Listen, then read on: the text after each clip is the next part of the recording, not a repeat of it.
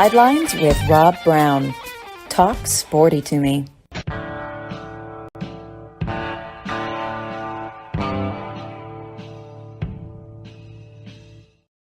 Hi, Rob Browne here with you on this Friday morning.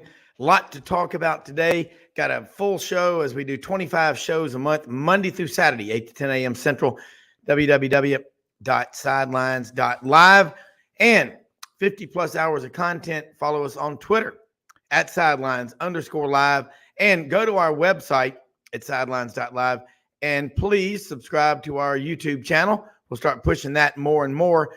A lot to talk about. Dudley Dawson, Hogville.net, joins us in the first segment.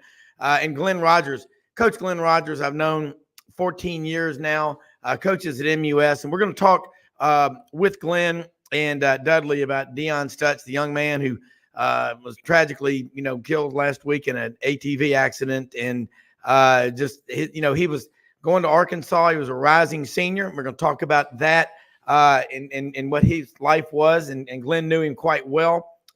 Second segment, we'll be joined by Broc, former Ole Miss linebacker, friend of mine, Naperville, Illinois, talking some SEC and Ole Miss football.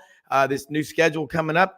Hour number 2, Bo Carter, Football Writers Association, National Football Foundation, Baseball Writers of America, formerly in the Big 12 office, and he put the Southwest Conference to sleep when he was there, and then moved on to the Big 12. And he will have a lot to say about the schedules of 2024, what's going on in the College World Series, and Doug Dean, the AU Dose, in the fourth segment. Actually, Doug will join us around 9 as well, so we'll have a packed second hour, a lot to talk about, okay? So Dudley, Hogville.net, let me bring Dudley Dawson on board here. And Dudley, you get to cover, and you and I were talking yesterday about the Tiger Air, the air conditioning system that Frank Duffy and the great folks at LSU, the engineers, it's always going to involve some engineers and now some accountants. But I think this is going to be a real force, and it could be a game changer. I mean, as the game goes on, your head inside the helmet gets hot. And I go back to what we all know from doing anything, hard work and sweat are what reveal and you bring out a lot of memories about working real hard. But it's a cool story. And I know Frank right now probably needs one of those on his head for the throbbing headache that he has. He's trying to – I put the over and under on the number of shots at Rocco's bar in Omaha, Nebraska to 50,000 by Monday night. So they're working hard to make – they're going to need the Raising Cane's guy or someone else to come in there and buy 6,000 shots for the people up there. But college football, man, it's always on our minds. And Razorback fans are looking and going, wow, we're recruiting better and better. And we come all over, come to Memphis, come to Louisiana, Texas and all. But kind of talk about Arkansas right now, latest news, what have you, from Hogville.net. And again, real quick, before you get started, let people know how they can follow you so we don't ever miss out on an opportunity to get them to follow you. Hogville.net is our message board and content site that I work for, and we cover everything Arkansas related there. And then also Fearless Friday, spending a lot more time with that here lately. Been a ton of 7-on-7s going on this past month. I've talked to a bunch of high school coaches, a bunch of high school players, and as you know, I enjoy that because I think that's just kind of the lifeblood of college football as it is. And so it's been it was a packed June. I guess there's still a little bit of it left, but it's the dead period in Arkansas coming up, 17 days. So they have to take a break. And I know there are a lot of coaches going on vacations and kids as well. Yeah, and Gary Harris was on with us, and Gary down in Tuscaloosa. And he talked about how much fun it is. I mean, he's from Claiborne County, Alabama, northeast Alabama. It's just when you go to these high schools, he goes, sure, they have the internet and all that stuff, but it's like a time warp. Kids sitting on the tailgate in the back of the trucks, and everything in the town slows down for high school football on a Friday night. And I'm glad that you're going out and hitting all 200 high schools plus in Arkansas. Now, are you going to get that done in 2 months or 3 months? I'm kidding. I know you. We'll see how it goes. You know, gas prices, all that kind of stuff. You know, I got to get a little vacation time in here as well. You know, as things kind of slowed down a little bit, but at the same time, I've got probably 24 stories on my recorder to transcribe and write as the summer goes along. I'll be adding more in as it happens. So, you know, it's going to be hit and miss, I guess.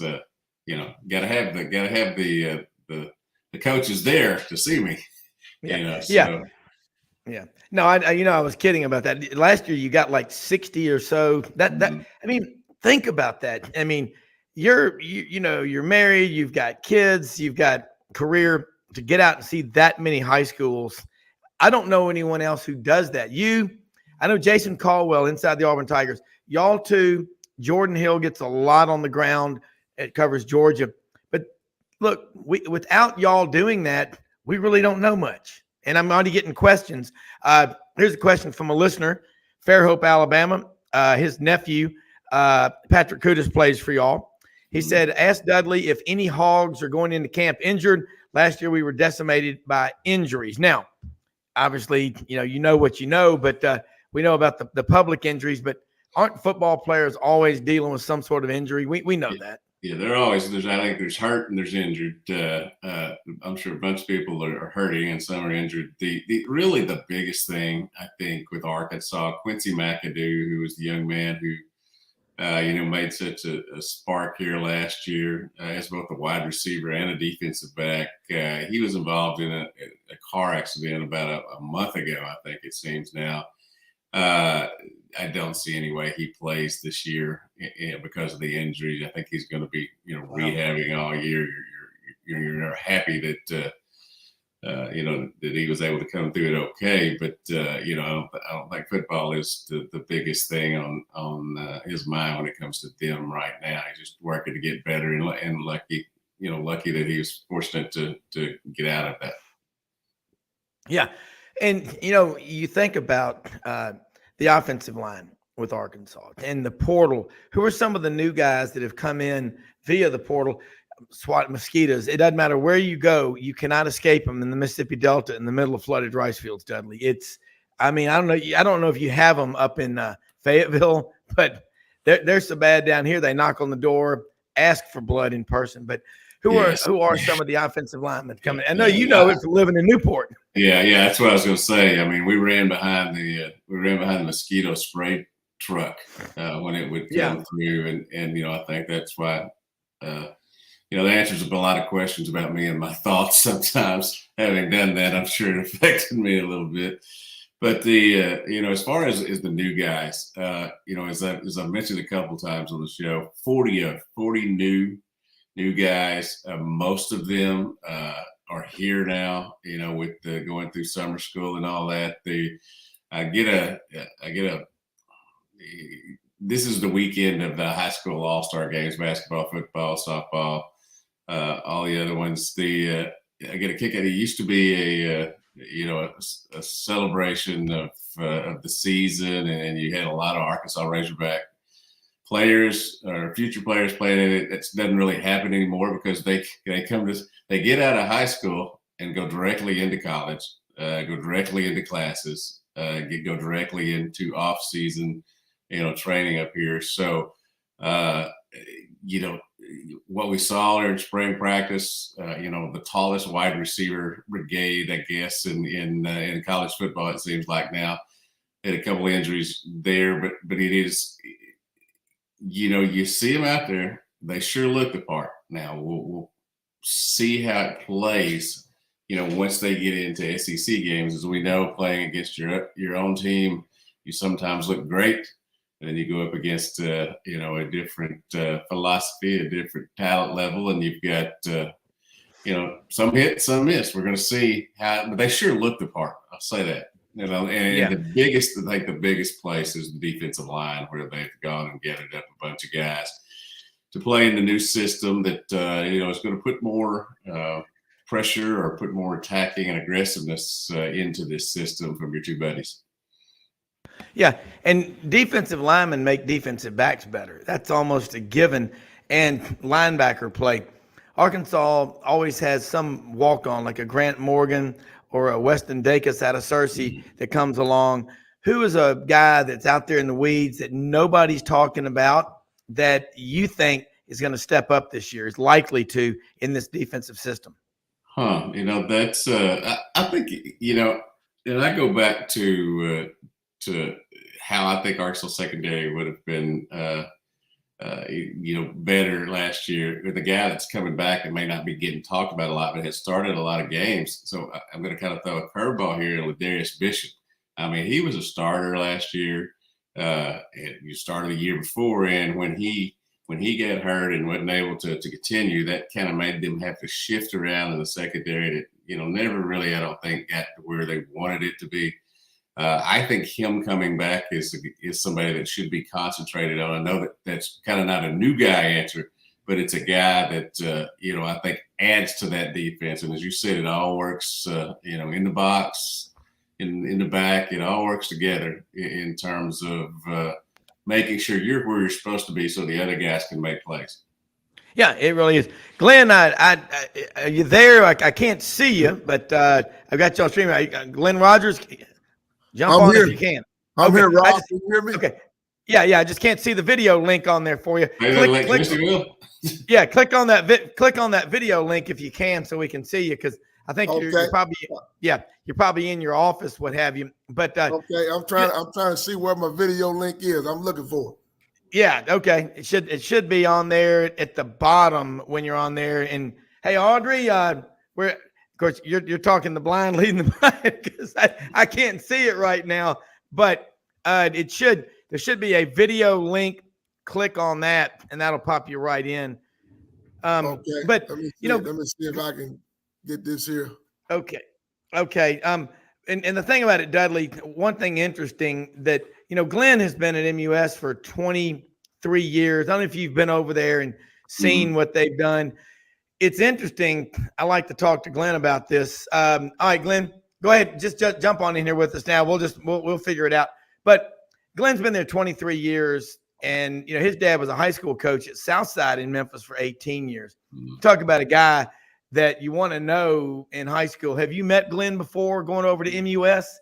Yes, and I don't know if he remembers. It's been a while ago, but I spent obviously covering Arkansas athletics and then recruiting in the Memphis area. I've spent a lot of time over there. You may not remember me, but spent a lot of time around Memphis, both because I thoroughly enjoy going to Memphis. I was closer to Memphis growing up than I was Little Rock, so I spent far more time over there. I have much better appreciation of R&B because of that, by the way. Yeah. And Dudley, I do remember you, Dudley. I do remember you, and I met you. It's been a while, but I do remember. Been a minute. Yeah. Well, Glen knows, I think, everybody, and Dudley's the same way. And we wanted you to get on here, Glen, to talk. Always love talking with you about high school, college, pro football, because you played 7 years in the CFL, a couple of years in the NFL. But Deion Stutz was a young man, and we lost him last week. And I can't even imagine what you and the MUS folks and the family are going through. But I remember when Chris Mosby was lost to us, the entire MUS team was with Christian Brothers at St. Louis Catholic Church on an impromptu mass, got together on a Saturday afternoon. They may be big rivals, but I hope you do know that the prayers of everybody are with MUS and the family and the soul of Deion Stutz. And talk about him as a young man. I know he was going to go to Arkansas, and I think Coach Pittman, you said, was going to be at the service.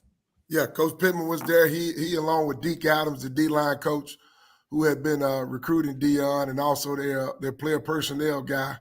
And so it was a celebration of life. It wasn't a funeral service. I spoke. Chris Lewis, our head wrestling coach, spoke. Our headmaster, Pete Sanders, spoke. And then we had 6 kids speak, 5 athletes, and then one just a regular student, talk about his life and the good times we had with him. And then our team chaplain, Joe Erkovich, said a prayer. And then I'm going to tell you something, fellas. His mom, Shantae Stutz, stood up at the end of that celebration of life ceremony and talked to the entire audience. And she didn't say why. Her biggest thing was what? What can we do now since he's gone? What can we do to make everyone on this earth better? And for her to stand up after that service to thank everyone, because there was a crowd of over 500 people there. TV5, Action News 5 was there covering it. Kelly Cook was covering it. And I'll tell you something, fellas. When she stood up and addressed the audience, every piece of hair on the back of my neck stood up, because it took so much courage for that woman to stand up and talk about her deceased child. And I tell you, if you didn't have a hair on the back of your neck standing up, you didn't have a pulse in that room. Yeah, I wanted to kind of add this. The Arkansas had a 7-on-7 camp last Wednesday that happened obviously right after the accident and his passing. And it was just the coaches were walking around, like in a zombie-like phase, and they were just so devastated. And here's the thing I would say, in talking to them, it was not that they weren't going to get a player of his caliber. It was a young man that they really loved, respected, and I kept hearing, you have a better day when you were around him. That if you're around him, no matter what was going on, you had a better day. But it was devastating to those coaches, certainly, no more than his family. But what I'm trying to say is he made such an impression on them that it was not about him as a football player. It was about him as a person. Otis Kirk, my colleague, who covers football recruiting now for us, was just, so enamored with the young man, as a person. That's what I kept hearing. Yes, he was an outstanding football player. You don't get college scholarship offers and all that unless you're really good at what you do. But I just kept over and over hearing that they were devastated because of the person, not the athlete. And I thought that was, that's a great remembrance or a great statement on how the young man lived his life with joy and made everybody around him happy that he was in their life. Absolutely, Dudley. Rob and Dudley, I don't know if you guys know this, but knew this, but Deion Stutz was from Batesville, Mississippi. Mm-hmm. Yeah. So from the MUS gate, Rob and Dudley, to his front porch was 62 miles one way. And here's a young man that's been here since the 7th grade, never missed a practice, never missed a game, never missed a day of school unless he was sick or something was wrong, driving over 120 miles round trip every day of the week. 2-a-day practice, whatever it was, the case, he was here on time. If that's not dedication, I don't know what it is. And hats off to his mom, Shantae, and his dad, Dino, for getting him here every day. Because Rob and Dudley, that's a sacrifice. Oh, yeah. Anything could happen on that highway coming here, back and forth, bad weather, snow days. It didn't matter. Deion Stutz was here. He loved his teammates. He loved his school. He loved his coaches. And you said it, Dudley. What a great young man. He didn't grow up on a farm. He called it a ranch. And if you called it a farm, he would get upset with you. And so he loved his donkey Sparkles. His granddad, who he called Paw, was one of his big influences in his life. Very close-knit family. And, it's a tragedy to lose such a young life at an early age. And you go through social media, all the outpouring, Rob and Dudley, of fans, teams that we competed against, wrestling teams that he competed against, coaches, college coaches that recruited him. We got all kind of phone calls and emails about how great a young man he was. Yeah. And Glen, Dudley, I see it a lot. Glen lives there on campus. His family, that's how dedicated he is. And, you just look at the relationships that you have. The rivalries are great, but it's off the field what matters. Because and like you say, I have clients down in Batesville, Glen. That ain't an easy trip, especially if there's a he could be in traffic. If there's a wreck on I-55, he may be in traffic for 2 or 3 hours. Who knows? Exactly. But coming up there and going and MUS academically to go through that, it's tough as nails because that's where all my friends I grew up with went. And I went over to Christian Brothers, but I got friends on both sides. But you're right about the relationships and everything I've heard about him. And I reached out to you right when it happened, and I felt horrible. I was like, imagine he's got 1 million people coming at him, but you responded immediately. But that's what people like. Dudley said it right. You don't get athletic scholarships unless you're a special young man, and that's incredible. I can't imagine. I have 2 boys and 2 girls to go through. I cannot imagine what that must have been like. And you were right there with them. Y'all got a strong group.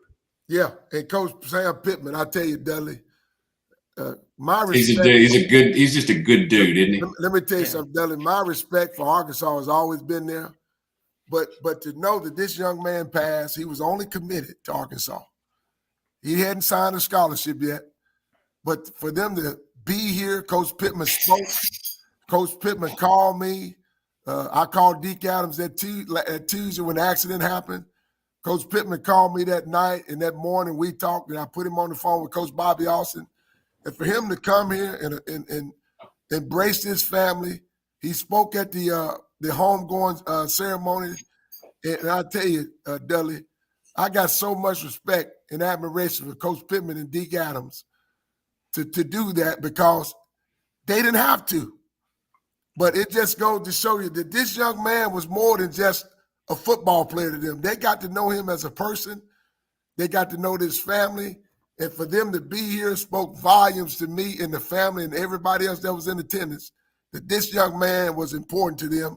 And there was a life loss. And Coach Pittman addressed that. And I just got so much respect for that man after all this because you and I both know, Dudley and Rob, coaches don't have to do this. They could have said, hey, send some flowers. The young man's deceased. Let's move on. But they didn't. They were here. They represented. They brought his jersey.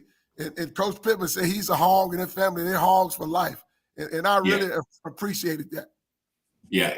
So often we say thoughts and prayers, and sometimes that gets a bad connotation these days because you want action and instead of thoughts and prayers, you need them both. But, I think the fact that, I've always just thought Coach Pittman was just a good dude.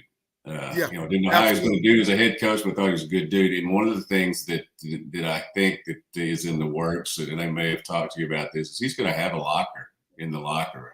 He's going to be there. I didn't even know that. He didn't say it, but I didn't even know that, man. That's awesome. That's my understanding. They're going to remember him. He's going to be a member of that 2024 class, I guess. Yeah. And he won't be there, obviously, physical wise, but he's going to be there in spirit, and he's going to be a member of that class. He's a Razorback, even though he didn't sign. He was going to give his college career, his college education was going to be here, and they're going to do everything they can, it's my understanding, to honor that young man and also to honor what he stood for. Yeah, and Dudley and Rob, nobody stopped recruiting Deion. I mean, Florida State, Ole Miss, Texas A&M, people, Louisville, South Carolina, people were still calling this young man, trying to flip him. And so he was polite. He was very upfront and honest with coaches. I'm committed to Arkansas, but he listened. In this day and age, you cannot listen to coaches. So he was respectful. He talked to all the coaches, but he let them know, hey, I'm committed to Arkansas. I think that's where his heart was, guys. And he was going to sign there unless some unforeseen thing happened. He was going to sign with Arkansas come December. And unless Coach Pittman wasn't there, Deion Stubbs was going to be a Razorback. My man was sold on Arkansas. Absolutely. And they were sold on him. Yeah. Yeah, and that's the thing, both of y'all, Glen, you deal with coaches from all over the country, and Dudley, you deal with recruits and coaches all the time. people don't realize just what it takes to get there. And I think about the young men that I've seen over there. I'll never forget, Glen. I'm out there at a track meet one time, and all of a sudden, right above my head, here comes a discus. I look over there, it was Dorian Hopkins just tossing it around about 150 feet. I went over there and you said, hold on, don't be throwing those Frisbees. But Dudley, you got to, when you go over there and you're around, Glen Rogers and that staff over there, it's Glen's that glue that pulls them together. And I think, like you said, Sam Pittman, I'm getting a lot of people right now sitting there saying, Sam Pittman is a special man. Coaches and the people, Deion's family, like you say, from Batesville, they got a powerhouse program down there, and he decides to come up here to Memphis. Again, his teammates, how are his teammates doing? And my kids are out of high school now, but they all had a ton of friends over there at MUS. But that's got to be tough for them. But I'm sure you're right there supporting them. Yeah, and Candy Harris, our school counselor, they came up that Wednesday after the day after he died, rallied around the kids. We had a prayer visual out here on the U.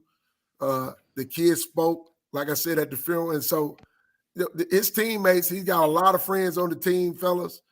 They're taking it pretty hard. We were scheduled to go to Memphis last Thursday, the 7-on-7. Coach Dawson said that Wednesday, the day after he died, we were going to cancel that. The seniors met Rob. They talked amongst each other, and they voted to go play. And they said, Coach Deion would want us to play. He wouldn't want us to sit around and mope, because we were going to get the kids the rest of the week off, gentlemen. And they voted to play in the 7-on-7 and to continue practice their week to honor Deion, because they said Deion would not want us to sit around and mope. He would want us to stay busy and do the things we normally would be doing. And so I got a lot of admiration for the way our kids have handled this thing. And look, guys, we're all still shocked, still saddened by this, because this was a young man that, like I said, his personality, that big smile on his face, he was just a positive influence on everybody he touched. And Dudley, you said that. The Arkansas coaches said that. Deke Adams said that all the time, that he was a special young man. And so he touched a lot of lives. And for those kids to react the way they did and respond the way they have, it speaks volumes on these kids can survive, and they're resilient through anything. And I just got a lot of respect for his teammates and all the guys on our football team and our staff. Yeah, the guys on the staff, we really, really love Deion. This is such a hard lesson, and for these young kids to learn. And we think immediately about the family, but his friends, his teammates. Some of them may have never experienced anything even remotely like this. I learned a long time ago when my first wife died from breast cancer, that life wasn't fair. I considered her to be a much better person than me. And I didn't understand why I was the parent remaining with a 13 and a 9-year-old. But I learned, as I learned a long time ago, well, there's a God who works in mysterious ways, will never give you more than you can handle. Boy, that's been tested a few times over the years for many people.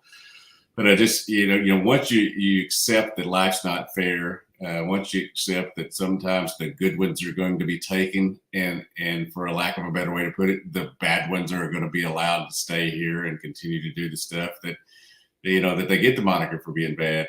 Once you accept that and just move on and realize God has some type of plan, I will never understand it. But I often think that the right phrase is not what's done to me, it's what's done for me. And, all these young men right now will hopefully take this awful situation, this tragedy, learn how to face adversity a little bit more and be better husbands, be better fathers down the line because of being around a person such as Deion.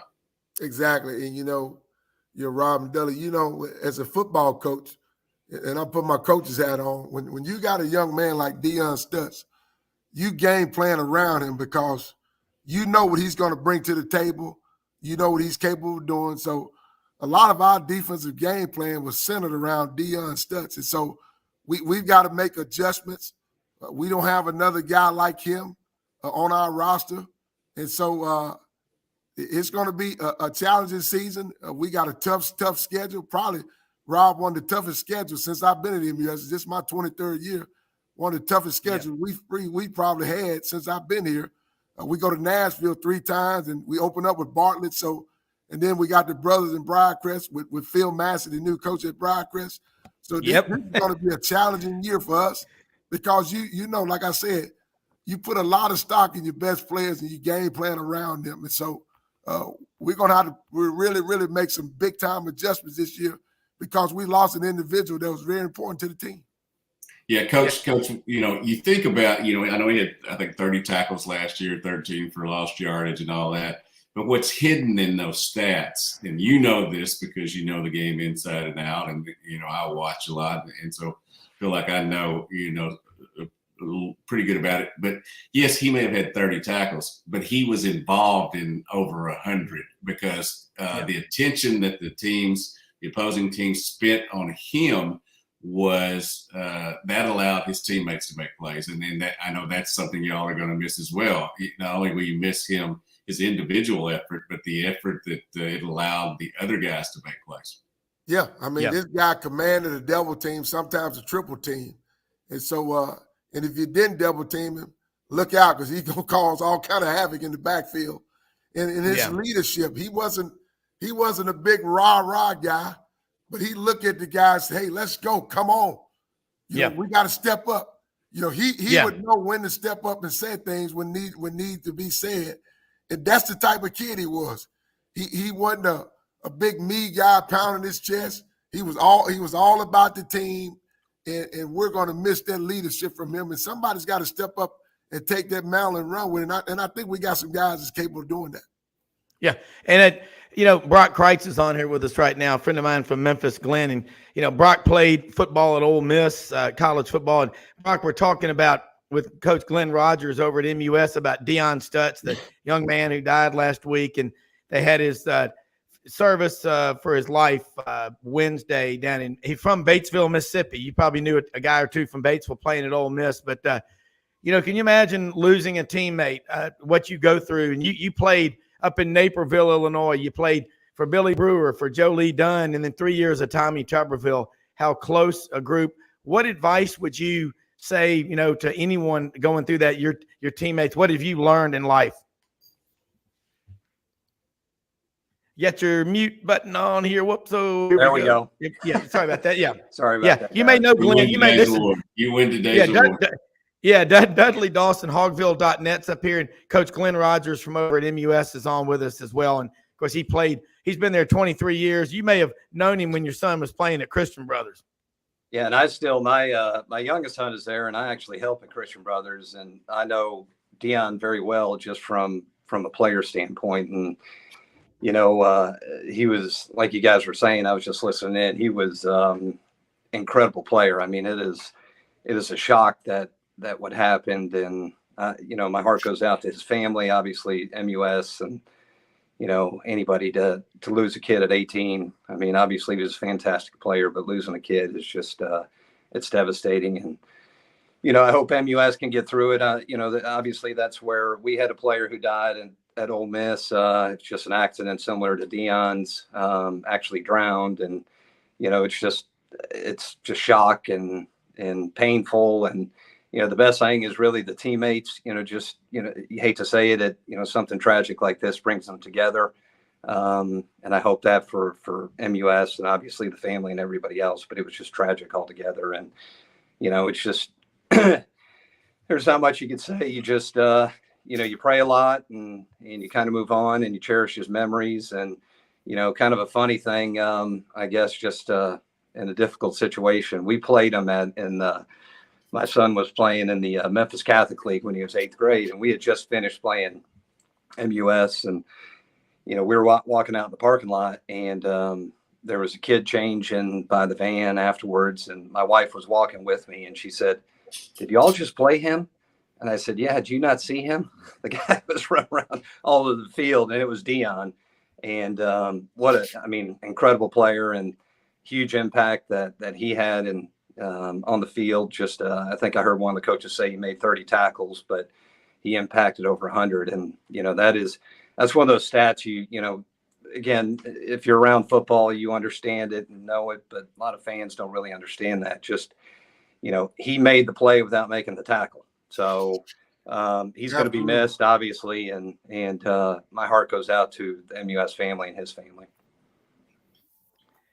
Yeah, Glenn, look, I mean, the memories people will live on forever through what they do here on Life. But look, I know you got a big day ahead of you, and Glenn, thank you for taking time to join us. But I think you can see that his legacy is a strong one, and everybody that has heard this, and when you experience something like this, the only thing that you can do is fight on. But we'll be in touch with you again soon. But it means a lot for you to have come on here and shared this with us, just like Broc did and Dudley as well. Yeah, absolutely, guys. And look here, you guys have a great weekend. Happy belated Father's Day to all the dads. And look, man, enjoy the time you have with friends and family. Hug and love on all of them, because you never know when your last day. That's one thing I've learned through all this. And I just hope you guys have a wonderful weekend. And thank you, Rob, for having me. Thank you very much. Hey, absolutely. I'll be in touch with you soon, Glenn. Thank you. Absolutely, guys. Thank you. You guys enjoy the rest of your day. You too. You too. Thank you. Dudley, just Broc, I didn't realize that. I knew, he played, again, as I mentioned, Dudley, for 3 different coaches at Ole Miss. Billy Brewer, Sockless, Joe Lee Dunn, and 3 years of the Riverboat Gambler. And I worked with him. That's certainly 3 different personalities. Yeah, yes. He's from Naperville, Illinois. And in all my years of working with him at Regions Morgan Keegan, very smart stock picker, very smart analyst. But he said, "Hey, Bobby, how about a cold road soda?" And I'm like, "A what?" He gave me one of the great terms of all time. He calls a beer a road soda, only in Naperville, Illinois. But, Broc, we're talking about in high school football. Dudley works hogville.net, has relationships with most of the high school football coaches in Arkansas. And you're involved, once you play at a level like you did at Ole Miss, and, you think about the academic rigors and the scholars, like Tim Bowen's your teammate and all, and the people that you just think about what you go through together. How much fun is it now to have one of your kids playing high school football at the Rock? That's what we called Christian Brothers when we went there, the Rock. It's a special place. I'm not being from Memphis, so I didn't know the history and everything else. But being involved now, I guess we'll go in our 5th year, because my oldest went, and then of course William's coming up now. It's a special place. I love it. Pat Kudis, Patrick's up at Arkansas, fantastic kid. And, there's not enough that could be said. Just, it's just a special place. And, I was a public school kid my whole life. And yeah, I know my wife, obviously we're Catholics, and she always said she wanted to send the boys to Christian Brothers. And I said, well, we have awesome public schools, and why would we spend the money to do that? And it's all boys. It's kind of weird. And, I can honestly say that is one of my best decisions that I ever made. And, I can count those on my hand. And it's an awesome place. And, to see him, both boys wear that gold helmet it's an honor. And, a lot of great people have come through there. So it's a lot of fun. That's awesome. Yeah, it really is. Factory's going to play a lot this year. Whether he starts or not, he's going to be at least, from everything I hear, one of those top 7 or 8 options.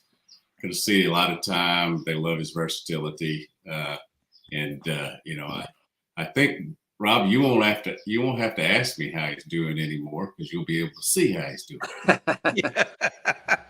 And what a great kid. Yeah, and that Kudis and the sacks. Had some good genes, man. And what's funny is every time Dudley's on, Broc, all these people going, "What up, Patrick?" Good, and he's one of many players. And you're at Christian Brothers, and you're an Ole Miss guy. You married someone from Clarksdale down in the Delta. You've eaten a Big Abe's before. You know what it's like. You've been to Rest Haven. You've had kibbies, and you've had grape leaves. You've seen Paula down there. You know the Delta. How much fun is it to go back? And Dudley has covered Arkansas 36 years, but he's tough. I mean, he's like, I'm a journalist, you know, I'm not a fan.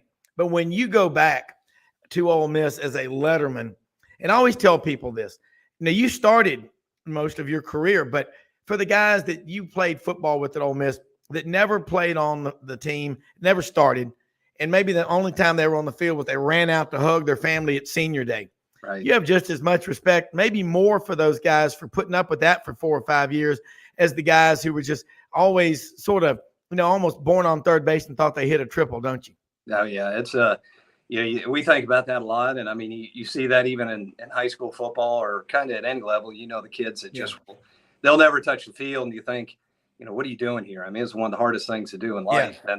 And you're out here, but I mean, from a Christian Brothers standpoint and really Ole Miss, Arkansas, whatever it may be, I think those kids have a level of pride and I think dedication that, and again, I mean, you know, you have those super elite athletes and even the good athletes, whatever it may be, that are doing it because they have a scholarship. And again, I love it. I absolutely loved it. But I looked at how the walk-ons were treated and I mean, just kids that don't play. And I just think to myself, what the hell, man? What are y'all doing? I mean, you could be, you know, in college, you could be sleeping in and, you know, at the bars and doing whatever college students do, but you decide to come out here and get your brains beat in. I mean, and then keep coming back. And so, you know, I think the dedication is incredible. Their pride's incredible. You know, it means something more to them than, you know, and they know that they're not going to get on the field. I mean, you hate to say it's a bunch of Rudies, but I mean, it's those guys who absolutely just love it. And, you know, just, they don't care. They do whatever it takes to be able to wear it. And I have a ton of respect for that. I mean, I'd say they have a heck of a lot more dedication than I did and the majority of the team, because the punishment and just the verbal abuse that they took was that would break most people. Yeah. Especially these days, my goodness, the Coach Bill Keedy and some of my coaches at Newport were fantastic in motivating us in many different ways. Some of these kids these days wouldn't have been able to take that. He would have broke them quicker, but he made me a better man, a better football player because of the ways he challenged me. Yes. Yeah. I tell you, we had one of the funniest stories ever. Very, very nicely. Yes. When I was at Christian Brothers, Broc, I didn't play football. I had not gone to the Catholic schools, and I wish I had, but I wish I'd have played. But there was a big lineman that we had there, and a couple of my friends, this was, I guess, their junior or senior year. It was August practices, and CBHS, before they put that nice stadium in, they had down in the bowl, the lower 48. And the practices, you had Coach Nix and Coach Billy Canali and Coach Russell Reed and Coach Pratt. Well, they took some of Absorbine Junior. Absorbine Junior, it was August practice. It was 130 degrees. Put it all over this guy's jock. And let's just say that he was out there during drills, and that guy weighed about 300 pounds and sprinted from the lower 40 all the way back to the locker room and got the nickname Fireballs for the rest of his life. Yeah, I was going to say he was on fire. Yeah. And the coach was like, who did that to him? Everybody's like, I don't know. But, Broc, I'll tell you one of the funniest things. A friend of mine that played from Memphis for Auburn, started offensive lineman, was talking about a game against Florida, and he jumped off sides, and they called a timeout, and Hugh Nall was waiting over there on the sidelines for him. And he grabbed his teammate's face mask and started saying, you know, the decorum prohibits me saying it. And I said, well, didn't you tell him it was you? And he goes, hell no. You just think about it. But, you know, when you're watching, I worked, you're very laid back. You're German Catholic from an awesome family. You learned how to compete with 5 kids in the family just to eat, didn't you? I mean, so you went to public schools up there. Memphis has more private schools than any city that I know of for its size. But you're right. Christian Brothers is a special place, you know, in that rivalry with MUS and Briarcrest. My friend Phil Massey has come back to coach at Briarcrest now. He's been at Baylor for a long time. Yeah. Dudley, what I'm saying is both of y'all, Broc, you're hands-on with two boys at Christian Brothers. Dudley, you do it. High school football, we've got to fight to save it and keep it before we start having advertisements on the kids' jerseys like NASCAR vehicles. I mean, how much fun is it for both of y'all to get to cover all this high school? Well, it's a lot of fun for me, and the decals and emblems are coming. I mean, hopefully it'll be after I'm done covering them, because, but it's coming like everything else. NIL will, trickle on down to high school ranks and different things. I'm not going to miss the transfer portal. I'm not going to miss NIL. I'm not going to miss any of that. I'm just going to sit back and tell kids to get out of my yard. That sort of thing. But the actual, being, I talk a lot about being from Newport. I'm very proud to be from Newport. I even though, really grew up in a farming community called Balch, as we've talked about. But the sense of community, whether it's a actual community or a school community that involves the parents and fans and all that, is something that's just, I know there are kids in America who don't get to experience that. And I'm sad about that, because I'm a better person because I had the support of Newport / Balch behind me. I still do, and that's how that works. And I feel very fortunate to have had that, and feel very fortunate that that continues these days. It just it's something that cannot be quantified, but it was just it's a tremendous feeling on a Friday night for them to shut the town down and come to a football game. Yeah, Broc, and I'm already getting questions. Say what you were going to say, Broc, but here's several from some people. Ask Broc the strengths and weaknesses at CBHS this year. What's the outlook? Christian Brothers defensive coordinator is the winning way high school football coach, and I guess winningest football coach in Metro Nashville history or something. Kind of. Yeah. But anyway, address what Dudley talked about, and then answer that question if you don't mind.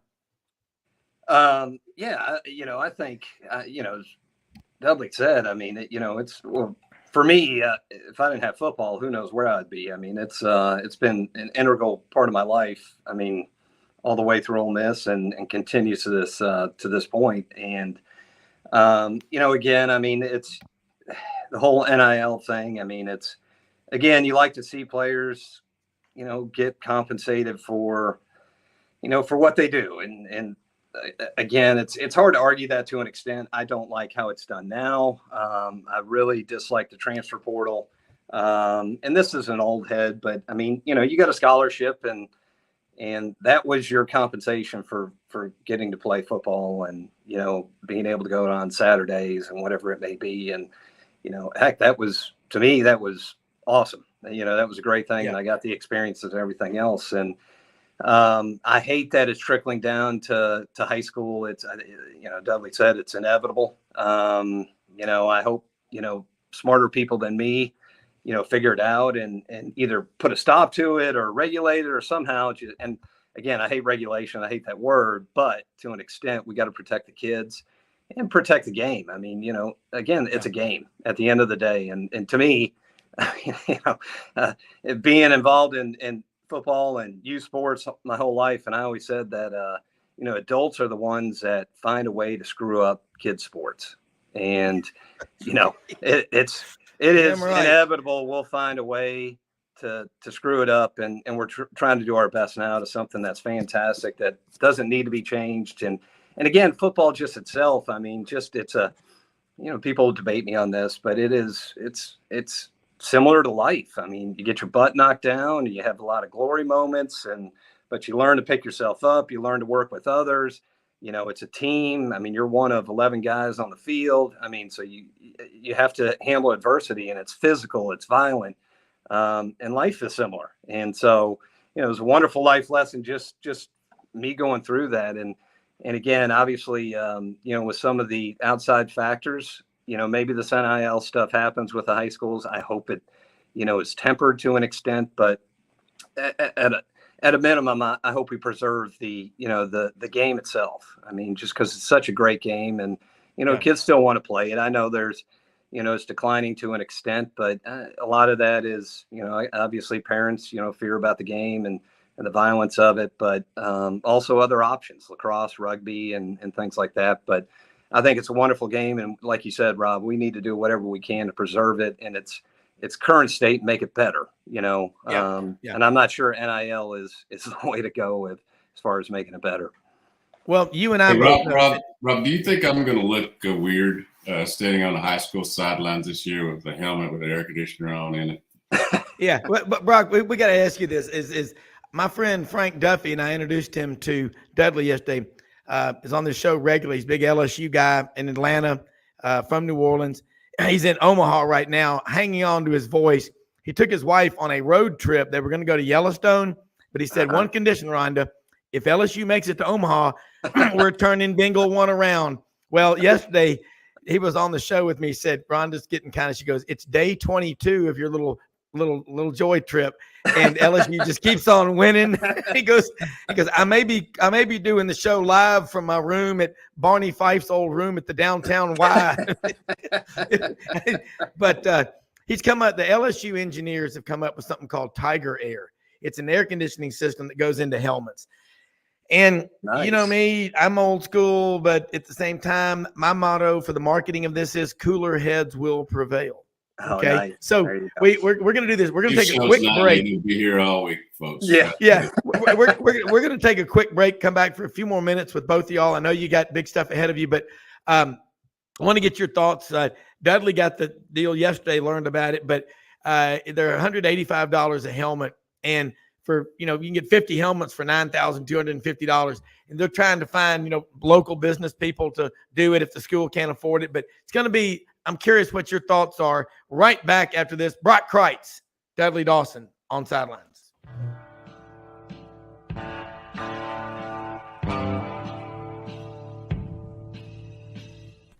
Red River Ford and Toyota, located in Wynne, Arkansas. If you're in the market for a new or used car, truck, or SUV, call, go online, or drop by and see them. Located 45 minutes from Memphis, go off the 4-city exit on I-40 and go north about 15 minutes on Highway 1. Easy to work with and still believe in customer service. If you live out of town, they will deliver your vehicle to you. RedRiverFordToyota.com. Just see what they can do. Strengthen your seed zone this spring with quality tillage equipment from House Industries. Located in Cherry Valley, Arkansas, House Industries specializes in manufacturing superior equipment that will minimize your downtime and keep you working in the field. To ensure the highest quality control, all design, fabrication, and testing takes place in a 99,000 square foot manufacturing facility located right here in the heart of the Delta. Locate your nearest House equipment dealer online at houseindustriesinc.com. House Industries, breaking ground. Sidelines with Rob Browne. Talk sporty to me.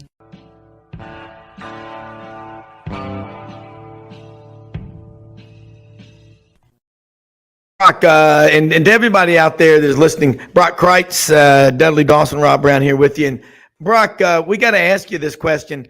Think about this. Ole Miss is playing, early game in the swamp against Florida. The quarterback's air conditioning and his helmet goes out. Well, we're going to have to wait for the AC man to come by there, heating and air man, sometime twixt 1 and 5. You going to be there? I mean, what do you think about something like that? I mean, we're all old school. It's not that we're old school. It's just that we know that anything in life worth having is worth fighting for. But, if you can make players' helmets safer, and your guy Ken Crane down at Ole Miss, been there for a long time. Yep. My friend Chef Roger Watson up in Indiana has a bunch of Ole Miss helmets. He's good friends with Ken, and he cooks for a lot. He's an incredible chef. And Ken Crane's, I've met him, unbelievable. And those guys, by the way, they all stay there for 100 years. Yes. But what do you think about AC systems in the helmets, Broc? And they're going for high school, college, whatever. Is it too soft or what? Well, of course, we're going to say it's too soft because we're not wearing the helmet anymore, right? That's right. Hell, you ask the player, and I mean, the middle of Mississippi in August, and your helmet's, the surface of the sun, Yeah. I'd take Yeah. it. So, I mean, Yeah. you know, hey, Yeah. I mean, you know, I think it's a hell of an idea. I'm not sure how it works. I'm definitely not an engineer, but, Yeah. you know, anything that makes it safer. I don't know if that makes it safer, it makes it more comfortable because, Yeah. you know, you Yeah. guys remember I mean, when you first put that helmet on, I mean, you know, you had a red spot on your head for 3 weeks and, you know, Yes. just your ears ached, your head's ached. And, you know, the helmets are a lot better now, but, I tell you, if I was a player, you know, back then, I'd have taken it in a heartbeat. I mean, Yeah. so Yeah. it's different for me saying it now. Like, you know, oh, we did it, we were fine, or whatever it may be. But I tell you, as a player, I probably would have enjoyed that. Yeah, Yeah, one of the things Frank and I talked about yesterday was that, you know, I went to this 7-on-7 that Arkansas hosted this past Wednesday. They've had, you know, 2 each Wednesday, and so I was talking to a few coaches about it, and half of them were like, "Yeah, that's great. It's really going to help us, you know, and the kids and all that." The other half, well, you know, y'all get out of my yard. You know, back in my day, we walked up hills both ways to and from school and this and that. So, Yes. so there was a Yes. mix there. But Frank made a good point. The first time that a team with air conditioners in their helmet wins because of a much better fourth quarter than the team that doesn't, then that head coach is going to be Saturday morning going to his booster saying, "We got to have this. You know, we got to have it. air conditioning in the fourth quarter." Yeah. Yeah. That's and it's. I'm just curious, you know, to get your thoughts because they're coming, and I just sent you a video, Broc. Check it out when you get off the show. But it's the LSU players. There's about 7 or 8 of them, I think. They're over there in the cafeteria there in the athletic, you know, wellness center, and they're going.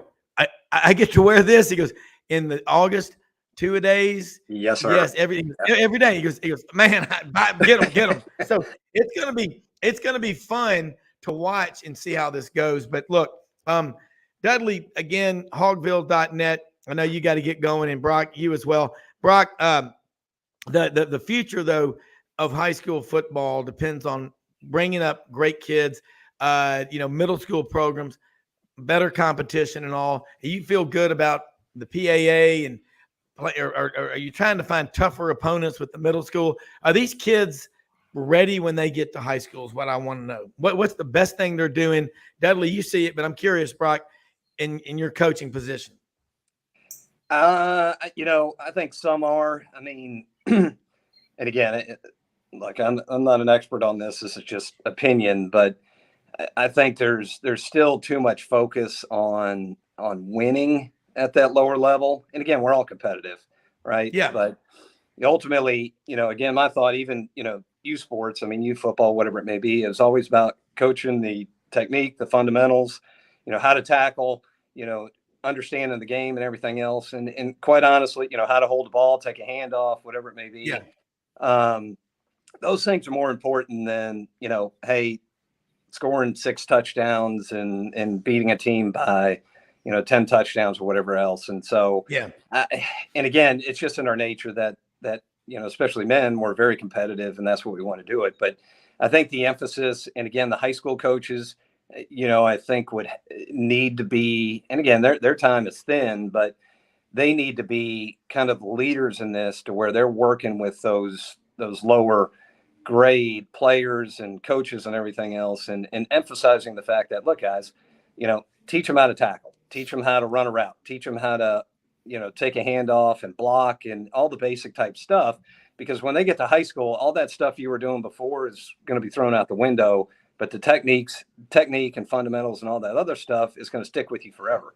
And the better you are at that, and the better the team is at that, then you don't have to spend time on doing it. And so, yeah, you know, I think there needs to be some work done. I mean, there's some great coaches at that level. But again, it's a lot of it's hit and miss, just because, you know, you get dads, and then as the kids go through, you know, the dads disappear, and you don't have those permanent coaches. But we can do better. I mean, definitely can do better. And again, that, you know, high school coaches can be the leader, whoever it may be. And again, by doing those type things, the technique, the fundamentals, and knowing the game and everything else, you make the game safer, right? I mean, yeah.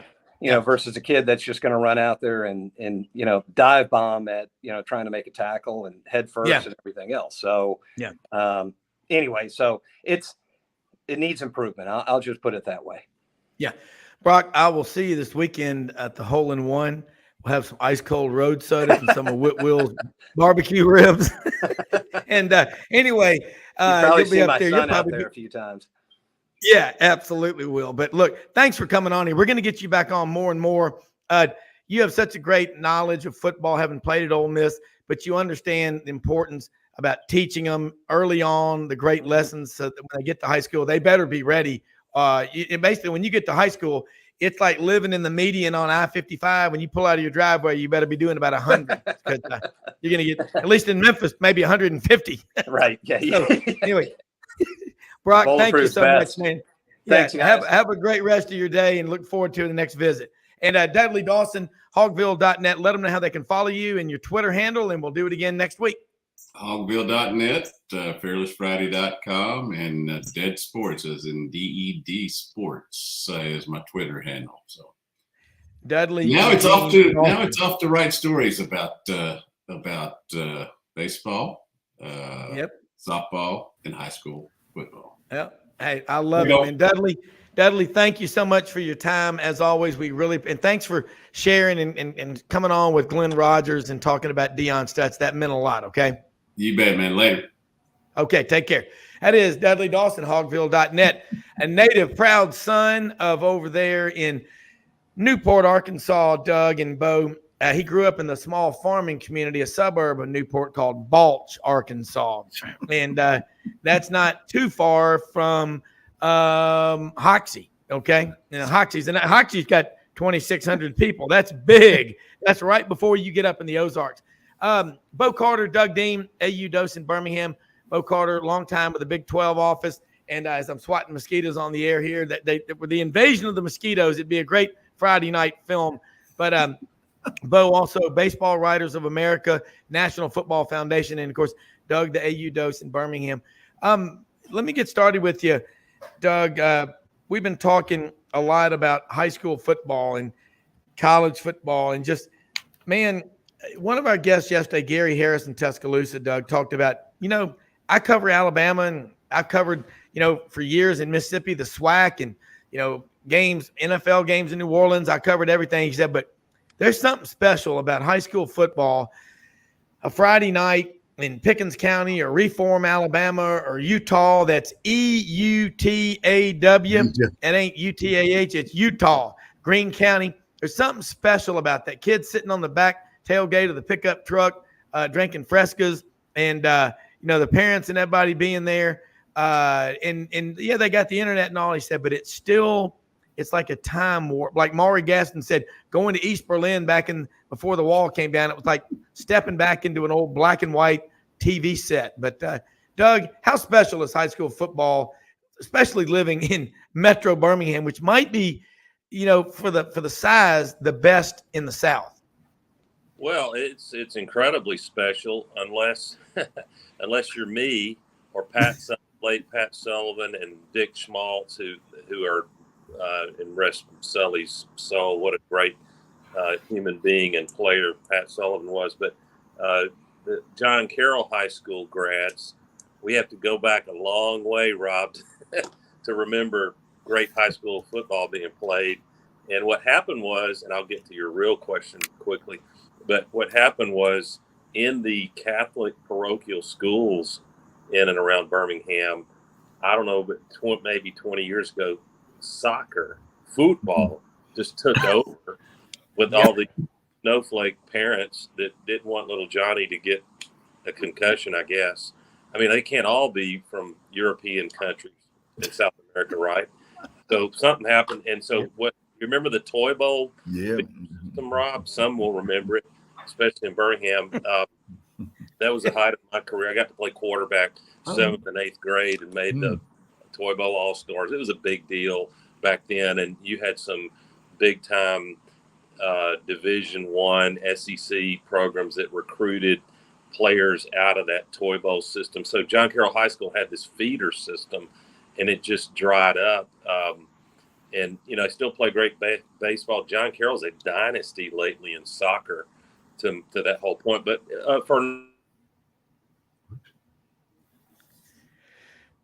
we got R2D2 hit. Doug, we lost you there. Okay, here he comes. He comes back. I had an incoming call. Sorry.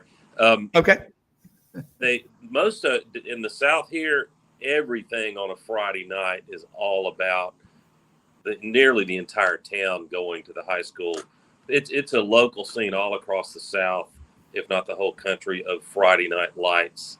What else is there to do? And so you see ridiculous money poured into these high school facilities, may or may not be aided and abetted by big time blue chip getting football programs. And it's something else. I was just going to say, Mildred kept me backstage just 1 minute too long. I guess she's mad at me or something. But I was going to ask Broc, your Ole Miss guest, what the Ole Miss fan base vibe is starting next year. We get the finale with Ole Miss this coming season in our house, but I wonder if Ole Miss fans are kind of bummed out as I am that series will get shuttled for a little while. Sure, and Broc will be back on. I've known Broc, golly, for 22 years now, and because he came from Naperville, Illinois, Doug and Bo, and he was signed. He played for Billy Brewer his freshman year, Joe Lee Sockless Dunn his sophomore year. Was redshirted, and then 3 years for Tommy Tuberville. And he started 3 years at linebacker, him and Walker Jones. And Broc, I'm going to miss it. Being in Memphis, that's, an hour away to Oxford. I mean, my God, I got so many Ole Miss friends. I love them. And I don't know who has more fun than they do at games, but one of the things, about the schedule, is you're going to lose some of these rivalries, and you hate that. But I'll tell y'all the funny story, and we'll get Broc, but they were playing Georgia in 96 over between the hedges. And Tommy Tuberville was on the show telling the story. He said, we had 48 players on scholarship on the team, and this is late in the season. And basically my job, I had to get a win. This is my second year there. We had to get a signature win. He goes, we got Georgia backed up on their goal line. And he said they throw a pass. The quarterback in 96 throws a pass, and that would be Mike Bobo, over the middle to this receiver. We got him. We're jamming the line. He throws this pass over the top, and it's Hines Ward catches it at about the 20-yard line. And it's like, and Broc goes, Walker and I looked at each other and just took off chasing him and ran down Hines Ward. And Tommy Tuberville said, that's going to be an entire chapter in my book. I don't know if I'd still be in coaching if we hadn't won that game. But that was Broc Krietz. He also gave the famous term, a cold beer. What are you talking about? It's a cold road soda. Oh, my God. Yeah, and boy, last night, what a game, LSU and Forest. My heart breaks for Wake Forest, even though I love Duff. I know he's probably still taking shots at Robbie's. He is. Whatever that place is called. Rocco's. Where only Florida fans and Tennessee fans are so conscious of their budget that they were buying Bud Light, right? Yeah. The few, the ashamed. Yeah. So is there a lonelier feeling? I'm not a baseball geek, but I know a dramatic game when I see it. And is there any more lonely feeling than being the pitcher, the relief, the closer in the bottom of the ninth when it's a 0-0 game? God. Bo Carter, you're a national baseball writer. You were just there. Before you talk about this, what Doug just said, tell us a little about the Dick Hauser Memorial Trophy that y'all awarded last week. That's why you couldn't be on the show.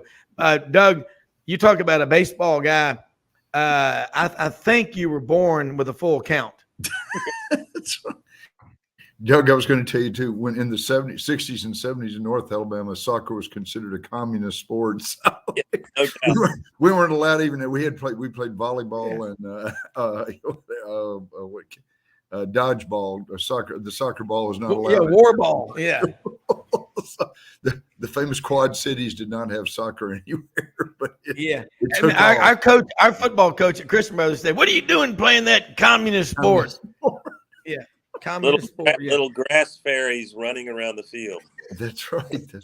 But no, Rob, thanks. Sorry to miss y'all last week, but we did. Paul Skeens, the LSU pitcher, won the Dick Hauser Trophy. 36 we awarded. Did not do it during the COVID year, but he just broke the SEC strikeout season record last night with Ben McDonald watching. Ben's record was 202 in 1988, one of the oldest SEC records on the books. And wonderful human being. Everything's yes sir, no sir. He was at the Air Force Academy for 2 years. Yeah. And, I loved it. Somebody asked him about pressure playing the NCAA tournament. He said, heck, pressure's last year when I was flying F-16 fighter jets or whatever, too. So, great kid. He's really big guys, 6'5", 250, 245, 250. Yeah. And boy, he can the first night they played Tennessee through 46 pitches over 100 miles an hour. So I wouldn't want to be up there against him, to be honest.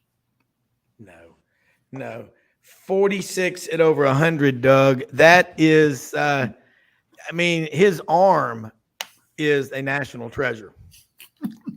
Yeah, and one of the big storylines for this great LSU team, and I don't whatsoever begrudge them for playing the game within the rules that have in this new era of NIL and portal, but the Skeen and the guy who hit the White, I guess it is, that hit the walk-off home run last night. There are 3 or 4 players that Tommy are White. Yeah, they're portal transfers. Am I right, Rob? That's right. Yep. Both of them are. Yep. Yeah, and so there's nothing. I'm not saying that critically at all. It's just the LSU's. God knows their fans are rabid about baseball, rabid about everything, aren't they? But yes, baseball, they just pack out the Hoover Met with RVs, including Bingle One, Duffy's machine. Yeah. Probably up 8 parking spaces, RV spaces. You can't money, Duff, if you're listening. But I mean, LSU will still have their hands full facing a rested Florida team. Do you agree, Bo? Florida's got, I think, Doug, correct me if I'm wrong, I think they had 138 home runs. They lead the nation in homers, and it's funny. They've played close games. For just about every game's been decided by 2 or 3 run homers. So they've got power up. And Jack Kegley, they got pitches and plays first base. 31 homers, I think 90 RBIs. So man, they're loaded. Wow. I think their top 5 hitters at one time were all hitting 330 or over. So man, they're Florida. loaded. You're talking. Yeah, I think You're Florida. talking about Florida. Yeah, Oh, Florida. God. Something else. Yeah, Franz Beard, GatorbaitMedia.com, on with us a lot, said it last year. He said, they had all those freshmen last year. And I was texting with Josh Graham, who we had on the show last Saturday from Winston-Salem, WSJS Radio, and he covers Wake Forest and the ACC. And I said, man, Frank's out there saying these Wake Forest fans were first class. And I think Wake Forest, it's a shame somebody had to lose that game. You hear that sometimes. Last night was one of those games, Doug and Bo. But Wake Forest, Butch Thompson said it on the show Wednesday, that they've been building this for a long time. 2 or 3 years ago, they were 20 and 27. Last year they won like 40 games, and then this year, I mean, boy, you had to throw everything, including the kitchen sink and your laptop, at them last night to get that win. And Florida was probably loving it. Play forever. Baseball is a weird game, and I think everything becomes slightly different when it's a championship series with the best of 3. But you felt for Wake. I wasn't pulling for either team. I just enjoyed the game, which is kind of relaxing, and you don't have to be stressed about your own. But they got 2 men on in their top of the 11th. And they needed a clutch hit or home run at that point, and that's what the game comes down to. Yeah. Bo, you watch a lot of baseball, and a lot of times we hear it in football. It's the game of the century.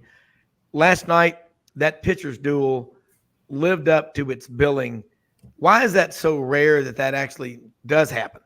Oh, probably aluminum bats for one, but no, and just I'm trying to think the last time they had a 1-0 or 2-0 game in the NCAA. I think maybe like 15, 20 years ago, because, Rosenblatt was a launching pad, as Frank seen. Remember the wind always blew out, and then they turned the stadium around when they built Charles Schwab to, the wind blows in all the time. So exactly, that's what Frank said. Paradise. It is a pitcher's paradise. So, but no, classic game, man. Two guys, the best two pitchers in the country, obviously matched against each other, and they really played it. And I hope one of these days Louder gets a haircut. That would be that has to get hot after about 2 or 3 innings. He needs, you know what he needs? He needs Tiger Air, Frank Duffy's air conditioning baseball helmet. I don't know if that would help though in that Maine, All right, let's switch gears. I got to ask you now, Doug, AU Dose, football. Things are happening fast. And Bo, we didn't get a chance to talk with you last week, but Doug, let's talk about that 24 schedule. I know we got to play the 23 season, but again, Doug, I want to go back over your thoughts and kind of get into it. And then Bo, you talk about it because you've been in a conference office, the Southwest Conference and the Big 12. Mm-hmm. So you understand the planning that goes on, but I'll start with you, Doug, and let's go.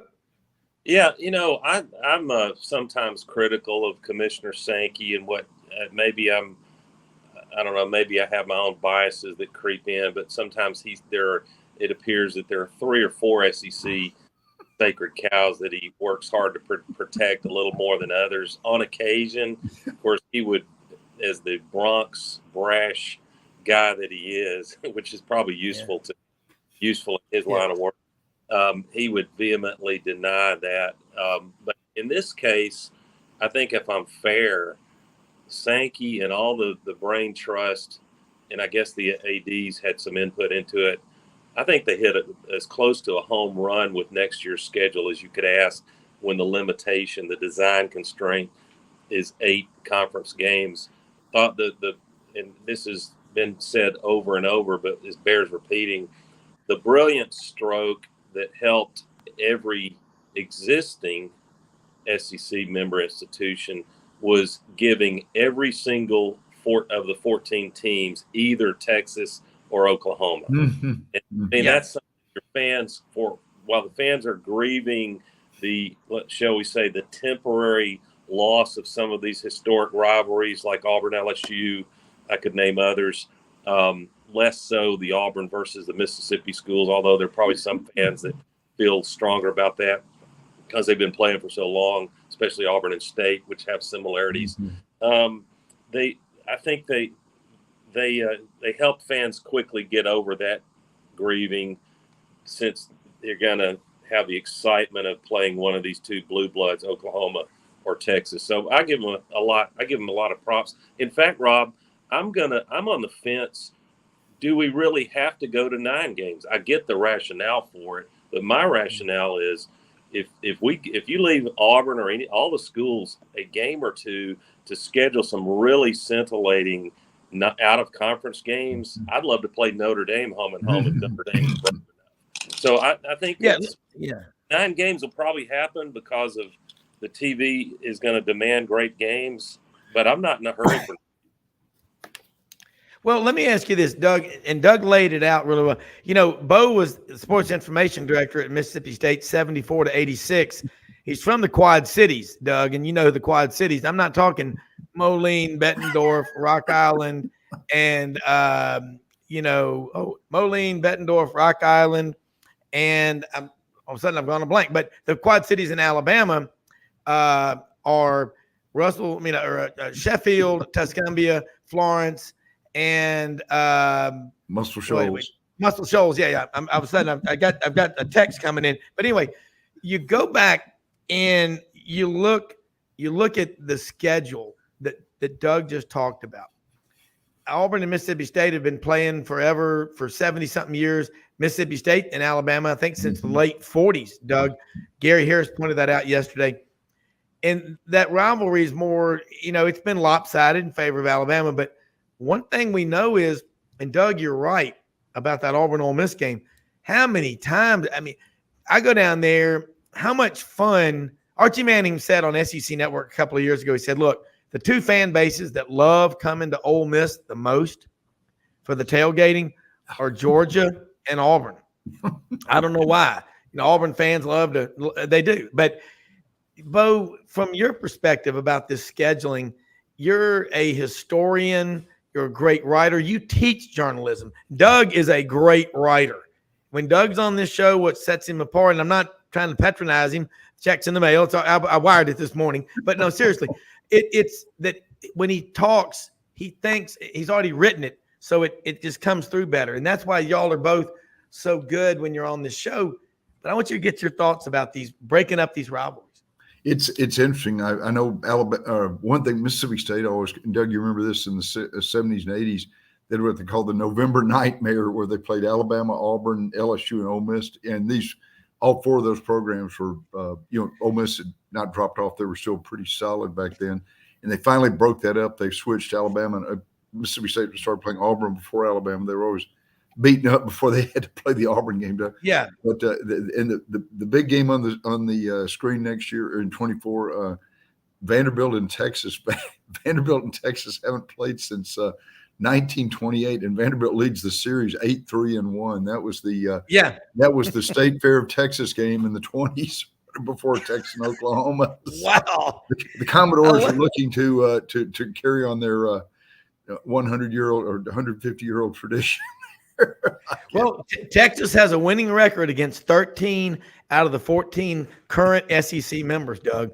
And again, it's Vanderbilt's the only one. It's the weird things that you learn on sidelines. I mean, and here's another one. I'm going to throw it at you, Doug. I'm going to start with you.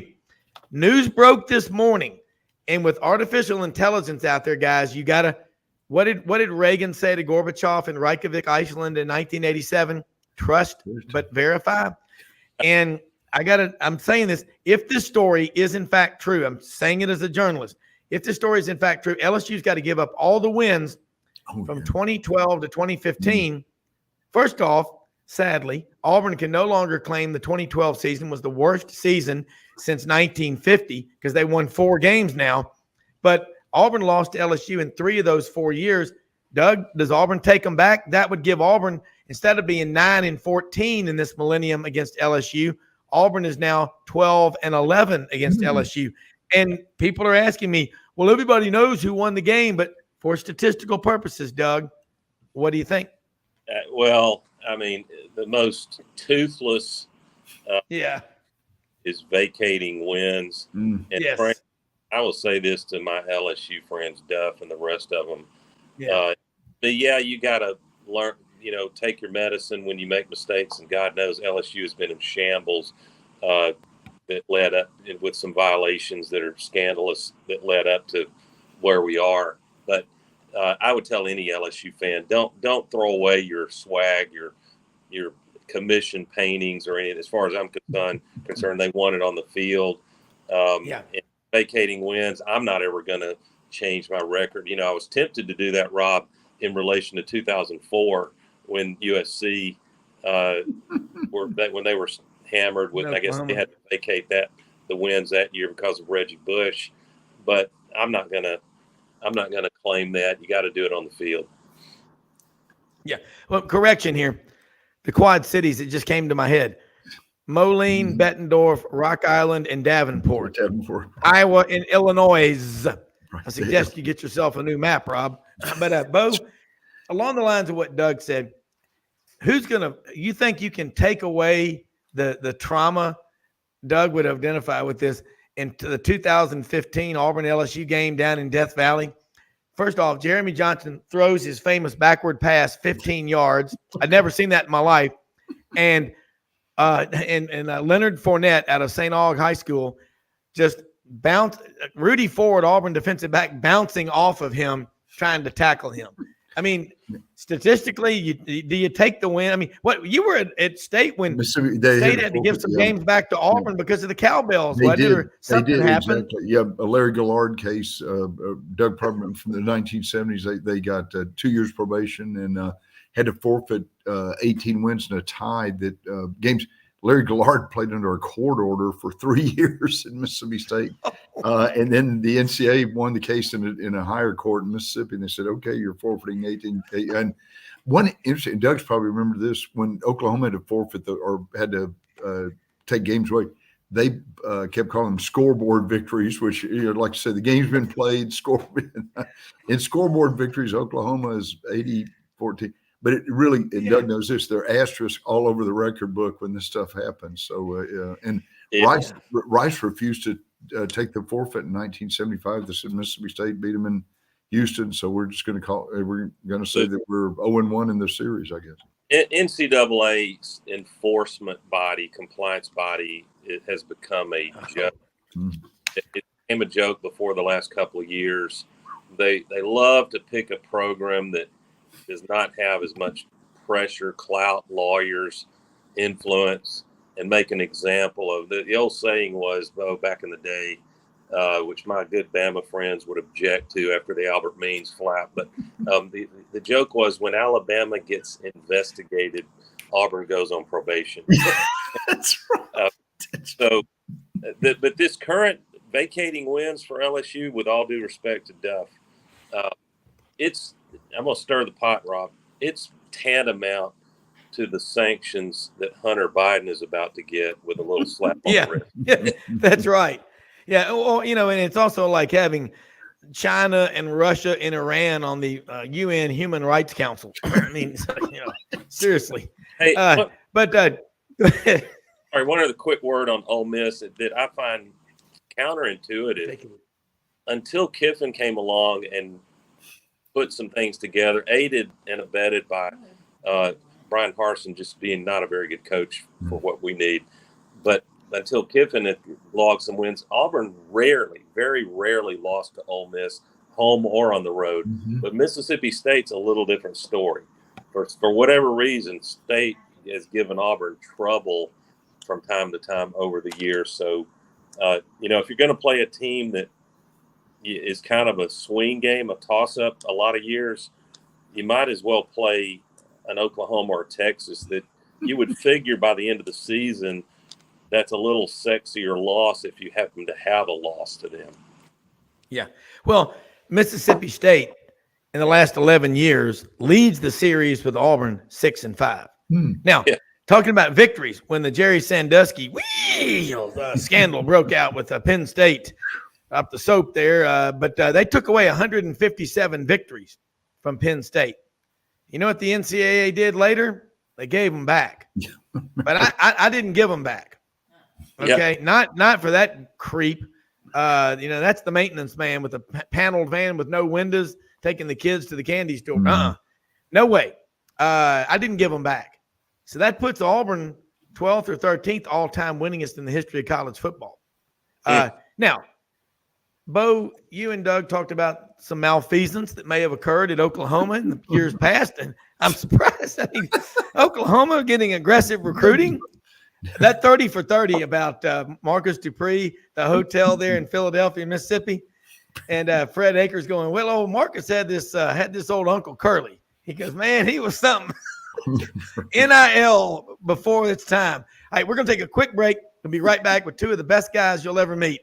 Doug Dean, Bo Carter, Paul Petunia's calling me. We'll be right back.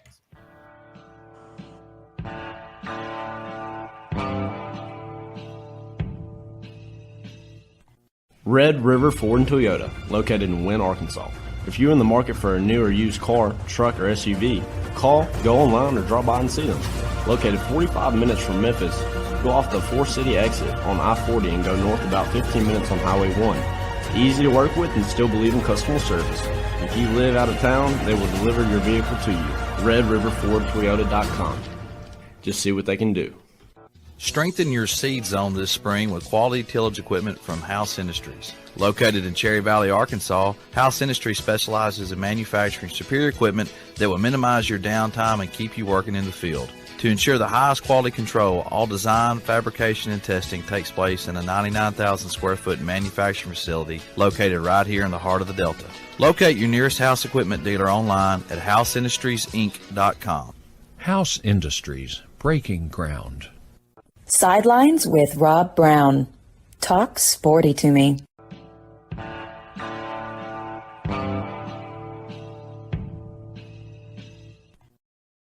All right, Rob Browne back here with you. Bo Carter out in Carrollton, Texas. There's also Carrollton, Georgia, and Carrollton, Mississippi. Great towns. But I want to show y'all something. This here is a sweet potato. Now, they don't grow those in Idaho. So I'm not as big a fan as I used to be of the baked potato after the Harsin experiment. Sweet potatoes, there's only 152,000 acres of them in the ground in the United States. 13 sweet potato farms.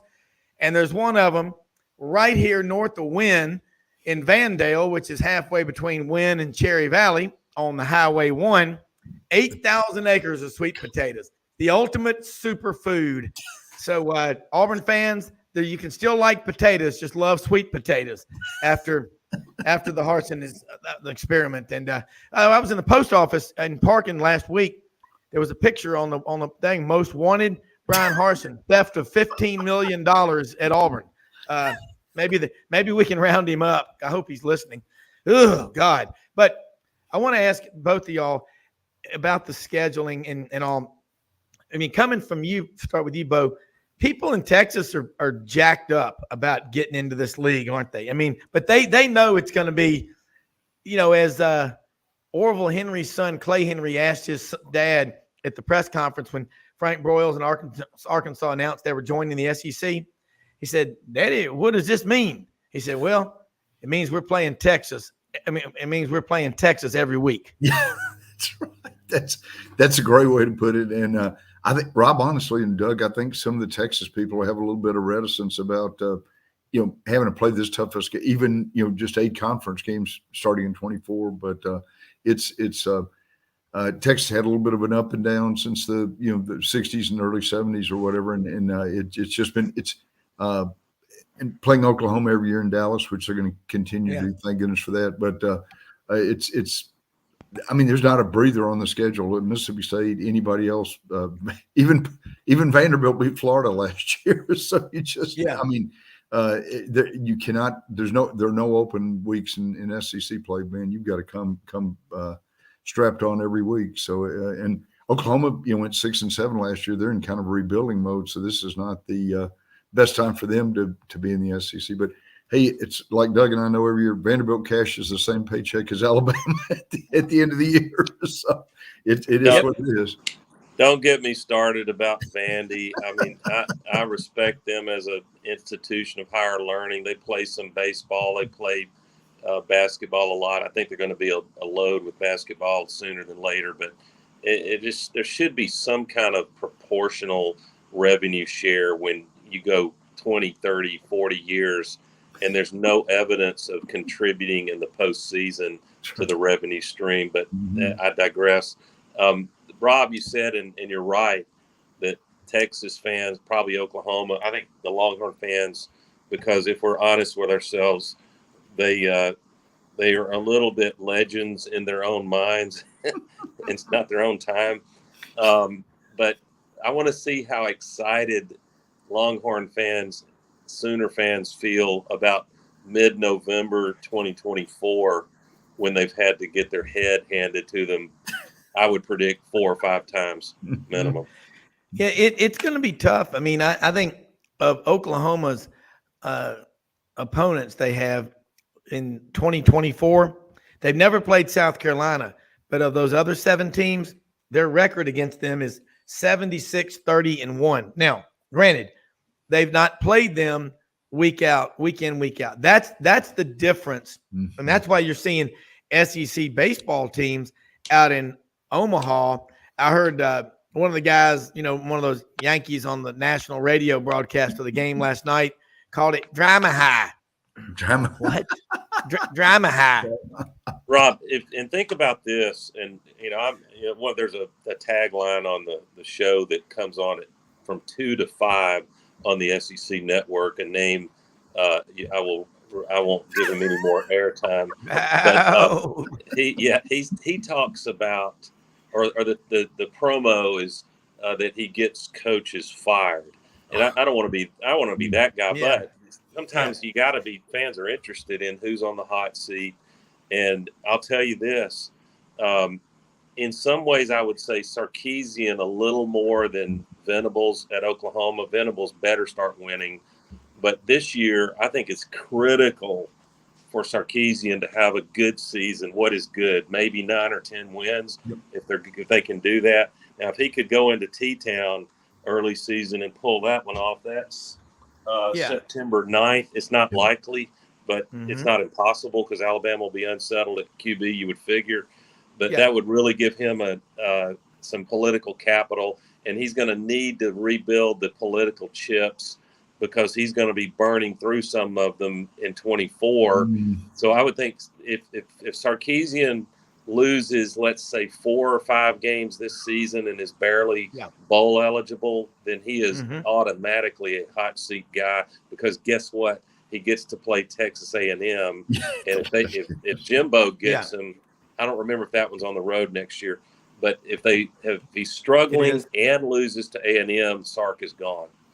Yeah, no, that game is in Kyle Field, which is where they last played in 2011. And there was a lot of question about where it would be, but it will be Kyle Field. And along those lines, Brent Venables, hell of a coach. But first year as a head coach, he lost to TCU 55-24. Texas beat them in the Red River Shootout 49-0. And then they lost 4 of their last 5 games. Each of those losses, Doug and Bo, was by 3 points. And I think they had the number 5 or 6 recruiting class this past year. But I think with Oklahoma, Tyler McComas was on with us Tuesday from KREF in Oak City and Norman. Does a great job covering the Sooners. I'm glad to have him joining us on Sidelines.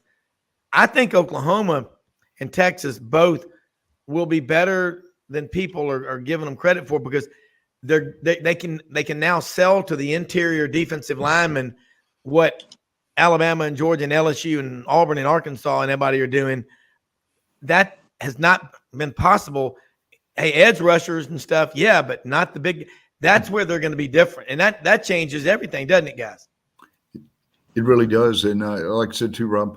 Well, the best, and Doug hit on this too. The best thing seeing that Oklahoma and the Texas A&M rivalry back. I'm really surprised Texas played Arkansas. It's played Arkansas since the SEC break several times, Doug. And but there's bad blood. There's still the A&M people are still mad about the Longhorn Network, which is going to disappear. We're told when Texas goes to the SEC, and also just not being able to play all those years. Well, and one other thing too, and Doug touched on this, the Texas Oklahoma people are really going to have a fun time. Several A&M friends were talking about going to the SEC locations and seeing how much fun fans have at Ole Miss and Vanderbilt, Mississippi State, and Georgia. It's a brand new experience. The fans are going to have a wonderful experience. Not so much the coaches. Yeah, I can't wait to go to Austin. I guess that'll be Auburn gets Oklahoma. So I don't know when they recycle this and then the 9-game format takes shape. Might be 4 or 5 years, but that trip to Austin, even Norman, will be unbelievable. I'm not going to miss it. Yeah. Well, if you go 1-7, I was for 1-7 for about 20 minutes, and then I'm like, no, 3-6. But either way, you're going to play every school in the conference, guys, twice in a 4-year cycle. And that's what'll make the conference stronger because a conference isn't any good if the fans don't commingle with one another and go to each other's campuses. That's what Tyler McComas said out in Oak City about Big 12. West Virginia brings 200 or 300 people, and they don't do it now. Kansas State and Iowa State, they may bring them, and Texas will, but that's what's going to be different. But they also talk about the economic impact. It's looking to be 3 times what they make normally in Norman, from 11 up to like 33 million a home game, just by being in the SEC. That's big. That's huge. Yeah. As Carl Sagan would say, that's huge and ginormous. Ginormous. That's one of my kids, ginormous. Ginormous. Rob, if I'm fair, I gotta consider the possibility I don't think it's likely the way he's recruiting it. Hugh Freeze could have the early stages of hot seat next year if he ends up, the games that are swing games like A&M, Arkansas, a couple others.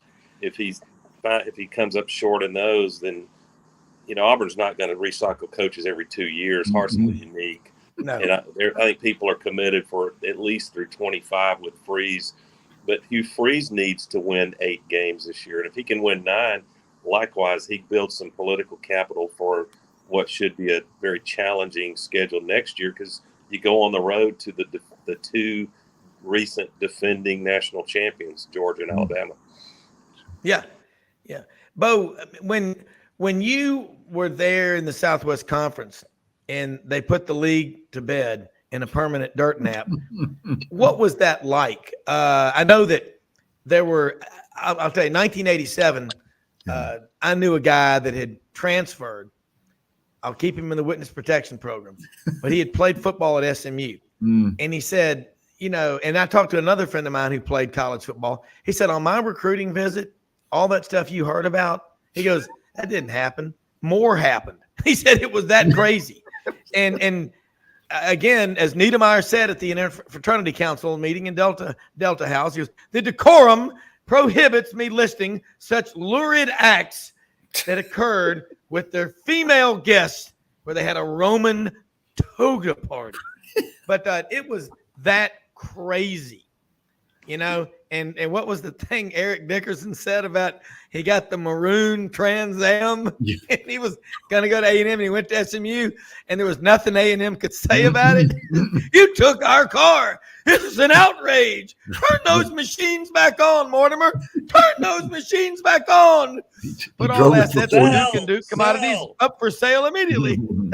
It was Rob. It was the wild. It was like the NIL before it happened. They were saying back but you were there seeing it happen. Crazy. Is it true? Reality is stranger than fiction. Oh, yes. Unfortunately, yeah. And the 87, the 2-year death penalty for SMU was kind of the unraveling of and then when Arkansas left in 91. Although the weird thing, Doug and Rob remember this, Arkansas, the Southwest Conference briefly had a $175,000 game guarantee for the visiting teams, and they got people. Texas and Texas A&M and Arkansas got mad because, like you were saying, Houston would bring 300 fans to Arkansas and make $175,000. So Frank Broyles was really adamant about that the last few years. And then right after he left, the ADs voted to give it. The home team got to keep the entire revenue from the games, or what they had no game guarantees. So Frank Broyles, I was double crossed. But anyway, it's citizens arrest. They did make some changes, but too little, too late. And Doug had seen this too. There were 3 or 4 teams that just didn't, weren't competing and didn't put a lot of money into football. So it really it caused the downfall pretty quickly after that. I got to say, guys, having been around in a bunch of programs, and Auburn cannot claim lily white status over if you go back into those decades, but I liken it to a speed limit. Some programs, Rob and Bo, run 10, 15 miles over the speed limit.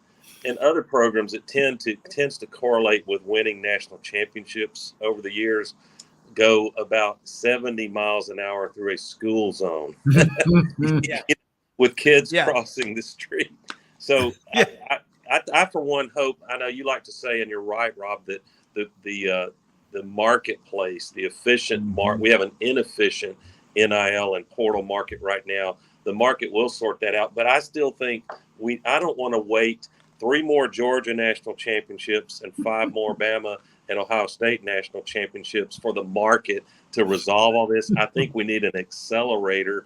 But I shudder to think that it may be Tommy Tuberville's legislation submitted to get an exemption for college football. Is that our last best hope? Bo, answer that question. That's a good no, that's it's Doug. And when Tommy Tuberville went to Texas Tech as head coach, one of his great lines was, "I don't think this conference is going to last very long for the Big 12." So it outlasted Tommy. I give it.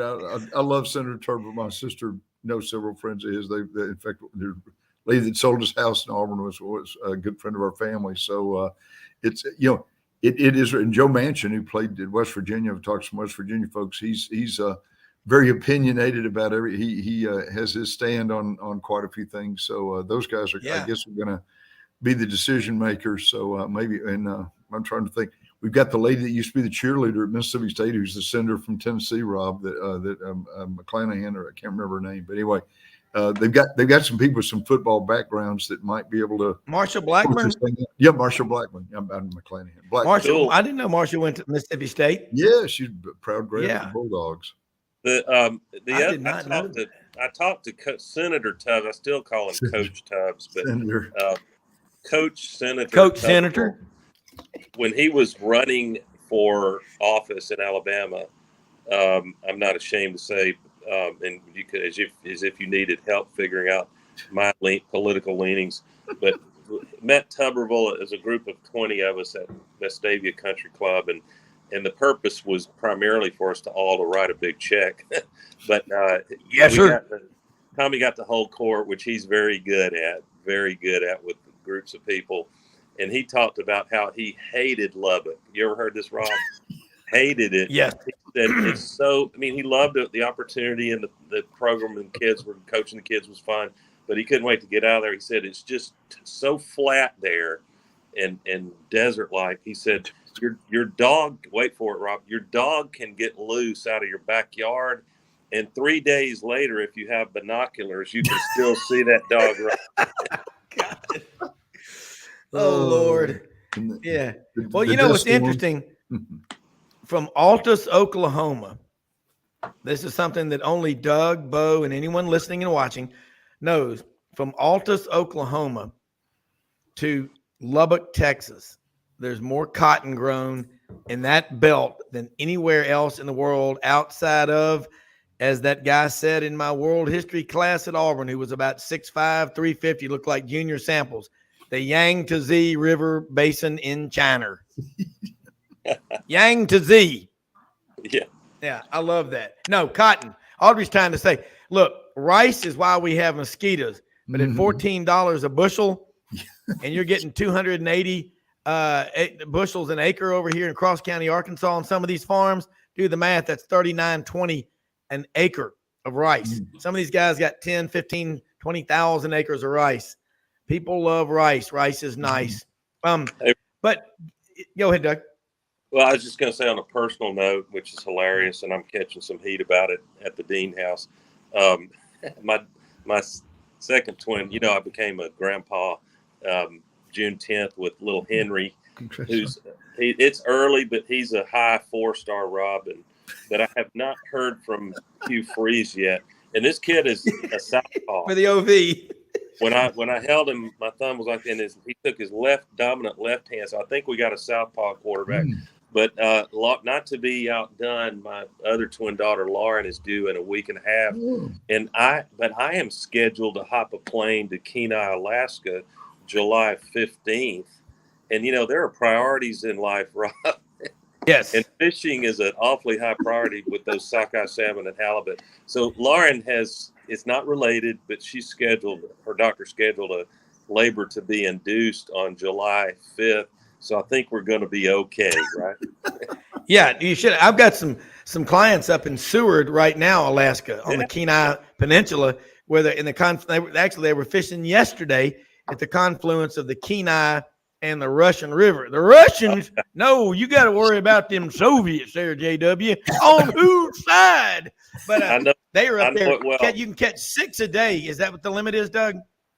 Yeah, except some of us may or may not go up to the lodge after we catch 6, change the hat we're wearing, the shirt, maybe put a fake beard on, and go catch the rest of your 6 limit, if you know what I mean. Look at that. That's a picture. That's a picture of my friends up there in Alaska. There were some big ones. But you know what? Every now and then, Doug, you probably run into it. Says sometimes you'll pull off and say this beautiful looking stream, and you'll walk down the stream and put your line out there, fly fishing, spinning. I'm a spinning rod guy, but throw your line out there, and there's a grizzly bear, a mother grizzly bear with 2 or 3 cubs. It's like, oh, okay, you feel free to have that spot because I'm not going to win that battle. But but they're going to be up there till September. This is their 4th trip up there, and they'll catch halibut. Halibut over fresh risotto with chopped green onions, crushed bacon bits, and put some red wine in there while you're making it with chicken broth. And halibut is, Doug, whatever you catch, I'm putting in an offer right now. If you catch a halibut, I want a halibut so bad. No, we always have. We load up on sockeye salmon. We go historically. If you look at the fish, the sockeye salmon counts coming up the mouth of the mighty Kenai River. We historically go that mid, like 3rd week of July seems to be historically perfect. So is the end of July. So we'll load up. We'll have 100, 150 pounds of sockeye shipped back, vacuum sealed, frozen. We'll do the same with halibut. Going out in Gulf of Alaska for the 20th for halibut. So unless the tides or the weather prevents it, I'll be bringing some halibut back. And that's probably my favorite fish to eat, is the delicate white meat of a halibut. But I do love smoking some salmon and vacuum sealing that, putting it in the freezer. It's incredible. And Bo, the captain of the Exxon Valdez, Otis Campbell, I'll never forget that. And I asked my clients this week, I said, is there still the lingering effects of that? And they said, oh, hell yeah. I mean, there's still stuff that you can see. But they said it's like 40 degrees, kind of been raining the last few days. You know the drill, Doug. Well, I hope in August you can go with me to go trout fishing up in Arkansas and Missouri when you get back. That's kind of like taking somebody dove hunting after they've been in Argentina, where you're shooting 3,000 or 4,000 in a week. And after your shoulder surgery's over and your gun barrel has melted, you take them up here, limit of 15 per customer, mourning doves up here. Of course, I don't think there's a limit on these Eurasian collared doves that are everywhere. They're bigger than pigeons, by the way. But you know what's cool, Bo? When Doug first started coming on the show back about 3 years ago, he was calling in from the banks of the Kenai River in his lodge. That and Sidelines. He broke the record, because our second farthest listener that we've had check in was Robert Weaver in Peace River, Alberta, 42-hour drive from Memphis, a 6-month bus ride probably, but 42 hours. And actually Weave and Trappier, Little Richard are going out in the Gulf today for Spanish mackerel fishing right off the coast of OBA. You know what OBA is, don't you? Orange Beach, Alabama. And that's in LA, lower Alabama. But I tell you, Bo, going fishing with Doug and John Duckworth, that was so much fun. These guys are serious fishermen. Yeah, and I'm just like Forrest Gump. I just go and catch them. Duckworth's on this Kenai trip too. I'm gonna have to cut out, guys. Y'all have a fantastic weekend. Yeah, we're out of time, Doug. Thank you so much, and have fun at hunting camp tomorrow, and we'll look forward to having you on next week. Thank you. Doug Dean, AU Dose in Birmingham. Bo, we have run out of time on this show, like the Carol Burnett show. A lot of fun. You can tell it's the summertime, a little more laid back. We're always having fun on this show. You can't take yourself too seriously. You have to drink from the jug of mud. But I love these conversations, because inevitably, when people are hunting and fishing, playing golf, playing tennis, out at the gun club, shooting clay targets, or going deer, you're in the deer stand, whatever, you're talking about sports and the relationships you have. And I'm going to tell you, I like what Gary Harris said, Tuscaloosa. He goes, I just love the 75-mile trip, from Tuscaloosa over to Starkville. But at the end of the day, if we didn't learn anything during the pandemic in that 2020 season, when they tried to take football from us, is how much we love one another and in the relationships we have. I wouldn't swap it for anything in the world. Just all the people I know from all the different schools. That's what makes it so much fun. It wouldn't be any fun to give each other a hard time if it didn't matter, would it? It wouldn't. Somebody write a book called "It's No Fun Because Nobody Cares." No, that's right. But everybody does care. It's good natured. After the game's over, people will go have a soda with one, the sidewalk soda there. But anytime you go to a tailgate in the SEC, people will invite, hey, come on over and have a couple of brats with us, or have some fried chicken or something. Yeah. I mean, it's very amiable, except for the 60 minutes during the ball game. So yeah, and Bo, you know this too. Let me say real quick one other thing. Most often we see the face of Christ in the least among us. We are the most blessed people in the history of the world. Never miss an opportunity to thank people who've helped you along the way. And another thing, Bo, that my parents got me to do as a kid, always go outside the locker room after the game. Mm-hmm. And win or lose, especially after a loss, you see the family, the support networks that these student athletes, these football players, basketball, I'm talking about football. And it isn't just them, their high school coaches, their middle school principals. So many people are vested in getting them to that point. That will put things in perspective before you go run your mouth and talk trash about people. I mean, we're kidding around about coaches whenever like that, but these players, and that's what makes this and you as the sports information director know this. Scrap that term, scrub it from the lexicon, media relations director, SID. Elvis said TCB, I say SID. So until tomorrow, everybody, thanks so much for listening. Bo Carter, hopefully you can join us again tomorrow on the Saturday Roundtable. Until then, I'm going to borrow the line from legendary broadcaster from Humes High School in Memphis, Tennessee. Let's wrap this one in maroon and white. We'll see you tomorrow from Cantone's on the Square in Canton, Mississippi. Ayoup's on the Square. We are out of here.